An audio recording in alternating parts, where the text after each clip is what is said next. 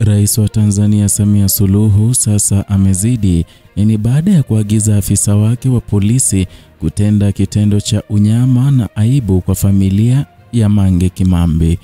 Ujambo na karibu.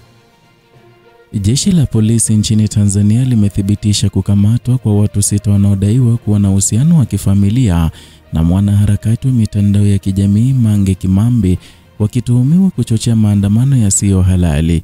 Tukio hili limezua hisia kali nchini, huku likitajwa kuwa sehemu ya mkakati mpana wa serikali kudhibiti sauti za upinzani mtandaoni. Kwa mujibu wa taarifa ya polisi iliyoteuliwa na msemaji DCP David Misime, watuhumiwa hao hawakushiriki moja kwa moja katika maandamano, bali wanadaiwa kuhamasisha watu kupitia mitandao ya kijamii na mikutano ya siri. Polisi wanasema uchunguzi unaendelea ili kubaini mtandao mpana unaohusishwa na harakati hizo. Miongoni mwa waliokamatwa ni Chief Adronis ambaye anatajwa kuwa ndugu wa karibu wa Mange. Haijathibitishwa kama wote 6 ni ndugu wa damu, lakini vyanzo vya karibu na familia vinasema wamekuwa kilengwa kutokana na uhusiano wao na mwanaharakati huyo. Kukamatwa kwao kumezua hisia kali mitandaoni, huku watumiaji wengi wa mitandao wakieleza kuwa serikali inatumia mbinu za vitisho kuwanyamazisha watu wanaohusiana na wapinzani wa kisiasa wanaoishi uhamishoni. Mange Kimambi, ambaye jina lake kamili ni Mange Hassan Kimambi, alianza kujulikana mapema miaka 2000 kama mwanamitindo na mjasiriamali wa mitindo huko jijini Dar es Salaam.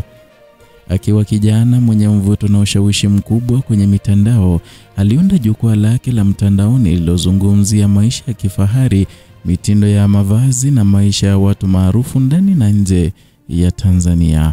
Kadri muda ulivyopita, ukurasa wake ulianza kupata wafuasi wengi kutokana na maudhui ya kipekee na maoni yake ya moja kwa moja. Lakini kuanzia mwaka wa 2015, baada ya uchaguzi mkuu, Mange alianza kuonyesha mwelekeo wa kisiasa, akikosoa serikali ya wakati huo kwa kile alichokiona kama unyanyasaji wa uhuru wa habari na demokrasia. Mabadiliko hayo ya ghafla kutoka ulimwengu wa mitindo hadi siasa yaligeuza jina lake kuwa gumzo.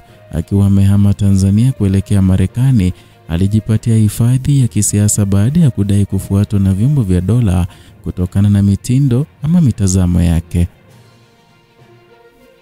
Baada ya kuhamia Marekani, Mange aliendelea kutumia ukurasa wake wa Instagram kama jukwaa la kisiasa, akizungumza kuhusu kiukwaji wa haki za binadamu, mateso ya wapinzani na udhibiti wa vyombo vya habari nchini Tanzania. Kwa sasa ana nafasi ama wafuasi zaidi ya milioni 2 na amekuwa akitumia sauti yake kuhamasisha maandamano na kudai mabadiliko ya kweli nchini. Ushawishi wake ni mkubwa kiasi kwamba hata viongozi wa serikali wamewahi kumtaja hadharani kama tishio kwa amani ya taifa.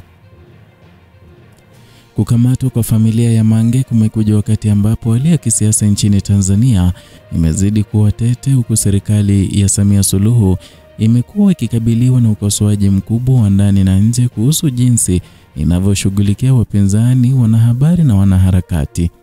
Takwimu kutoka kwa mashirika ya haki za binadamu zinaonyesha kuwa katika kipindi cha miaka 3 iliyopita, zaidi ya watu 100 wamekamatwa kwa makosa yanayohusiana na uchochezi wa kisiasa. Wengine wamepotea katika mazingira ya kutatanisha, huku familia zao zikikosa taarifa rasmi. Wachambuzi wa masuala ya kisiasa wanasema hatua dhidi ya familia ya Mange ni jaribio la kisiasa kuwatisha wale wote wanaoendelea kuliko kuikosoa serikali, hususan kupitia majukwaa ya kidijitali ambayo ni vigumu kudhibiti. Tukio hili limezua hisia kali kwa wananchi walioko ndani na nje ya nchi.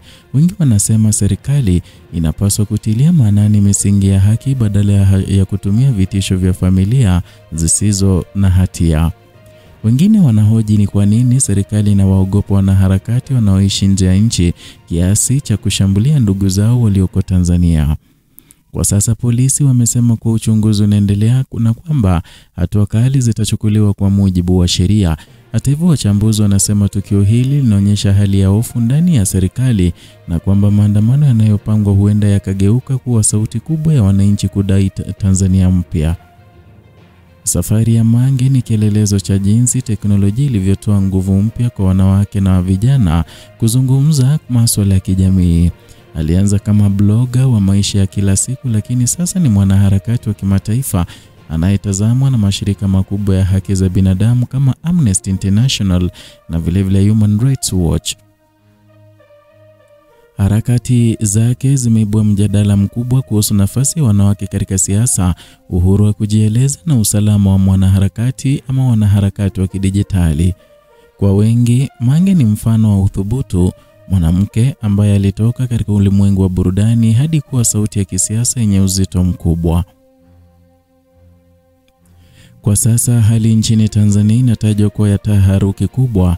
Wafuasi wa Mange wameanza kuandaa maandamano makubwa wakidai haki na mabadiliko. Serikali imekuwa ikitoa tahadhari kali dhidi ya yeyote atakayeshiriki, ikitaja hatua hizo kama uvunjaji wa amani.